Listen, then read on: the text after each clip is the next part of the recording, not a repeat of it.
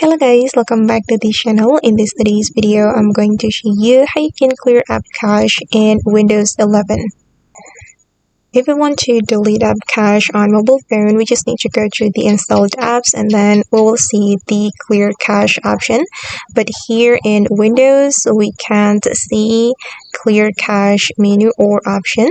But don't worry because we can still clear the app cache, and in today's tutorial, I'm going to show you how we can do it.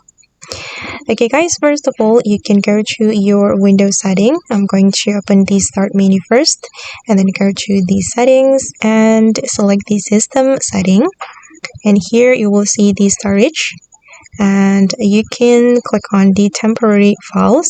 So deleting our temporary files will automatically delete our app cache, and I'm going to click on this option. Okay, and but wait guys, it's loading.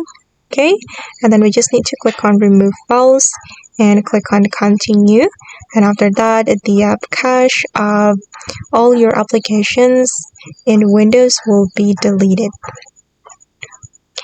Okay guys, and that's all the way to clear app cache in Windows 11.